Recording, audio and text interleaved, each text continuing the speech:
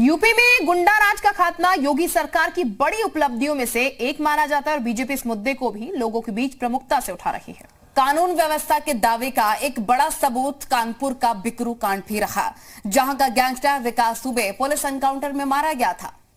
आज जी न्यूज आपको उसी बिकरू गांव की ग्राउंड रिपोर्ट दिखाने जा रहा है। आइए देखते हैं कि विकास दुबे के जाने के बाद से बिकरू की जनता क्या सोचती है।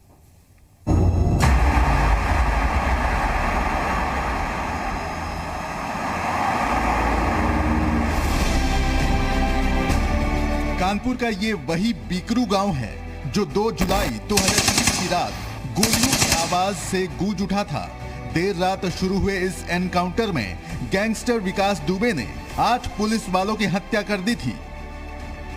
हालांकि बाद में 10 जुलाई को विकास दुबे उज्जैन से गिरफ्तार हुआ और एनकाउंटर में मारा गया। लेकिन आज हम आपको जिस बिकरू में लाए हैं उसमें अब विकास दुबे का खौफ नहीं रहा है और यही बिकरू अपने मताधिकार का इस्तेमाल बिना किसी डर के करेगा। उत्तर प्रदेश विधानसभा चुनाव में कानून व्यवस्था सबसे बड़ा मुद्दा है बीजेपी के लिए, और इस कानून व्यवस्था का मूड जानने के लिए कि आखिर कानून व्यवस्था क्या मायने रखता है इस देश में, इस प्रदेश में खास तौर पे, वो जानने के लिए हम पहुंचे हैं बिकरू गांव कानपुर में है। और ये बिकरू गांव किस लिए जाना जाता है आप बता दीजिए। कि विकास दुबे के वजह से जो बिकरू कांड हुआ था उस वजह से जाना जाता है। गैंगस्टर का गांव है ये, गैंगस्टर के गांव हम पहुंचे हैं और गांव के लोगों से बात करेंगे। तमाम लोग हैं, गांव के प्रधान भी हैं, महिलाएं भी हैं और तमाम लोग हैं कि क्या सोचते हैं ये लोग, आखिर कानून व्यवस्था इनके लिए कितना बड़ा मुद्दा है। क्योंकि यहीं से बिकरू कांड में से जो मैसेज गया वो गया कि जो भी अपराधी होगा उसको सरकार छोड़ने वाली नहीं है, चाहे कोई भी हो, कितना भी बड़ा बदमाश हो, उसको सरकार जो है उसको सबक सिखाएगी और उसको कहीं ना कहीं जनता को उससे मुक्ति दिलाएगी। 35 साल से ये इलाका विकास दुबे के आतंक के साए में जी रहा था। खौफ ऐसा था कि लोग अपने मन की सरकार भी नहीं चुन पाते थे, लेकिन अब ये गांव अपनी मर्जी की सरकार चुन पाएगा।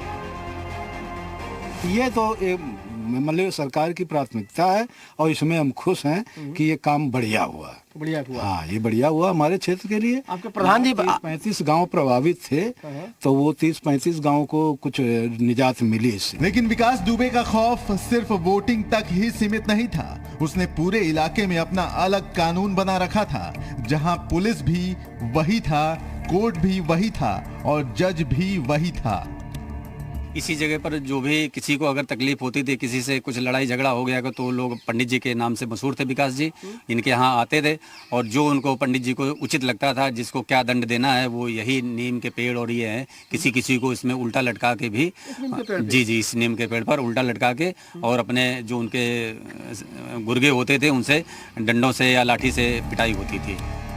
लोग तो यहाँ तक बता रहे हैं कि विकास दुबे के सामने फरियाद लेकर सिर्फ आसपास के लोग ही नहीं बल्कि कई नेता भी आते थे और चुनावों के समय नेता विकास दुबे से मदद भी लेते थे। यहाँ पर सरकार के जो भी मंत्री विधायक ये सब लोग यहाँ पर उनसे आते थे, बहस करते थे या जो भी उनको आवश्यकता होती थी चुनाव के समय या कुछ भी मदद लेते थे। बिकरू गांव के पंचायत भवन पे हम खड़े हैं, आपको तस्वीर दिखाना चाहेंगे और यहाँ रंग रोगन का कार्यक्रम चल रहा है। और अब ये इसलिए संभव हो पाया है कि विकास दुबे का जो ताला लगा था वो अब यहाँ से हट गया है। ये देखिए ये ताले, ये सारे ताले विकास दुबे के थे जिसकी वजह से यहाँ उनका राज चलता था। अब वो राज खत्म हो गया है, अब लोकतंत्र का राज है यहाँ पे और नई सरकार जो है उसका राज चलेगा और नए ताले लगेंगे और नया रंग रोगन का कार्यक्रम चल रहा है। अब लोग जो है खुलकर यहाँ मतदान कर पाएंगे। जो लोगों से बात होती है, लोग कहते हैं कि पहले 35 साल से यहाँ खुलकर मतदान नहीं कर पाए। जो कहा जाता था, जो इशारा होता था उसी को मतदान करना होता था और नहीं तो मार पिटाई भी होती थी। तो ये लोकतंत्र के लिए एक नया और बिकरू गांव के लिए एक नया चुनाव होगा। इस इलाके में 20 फरवरी को मतदान होगा और देखना होगा कि लोग योगी सरकार की कानून व्यवस्था से कितने खुश हैं। रवि त्रिपाठी, बिकरू, कानपुर, जी मीडिया।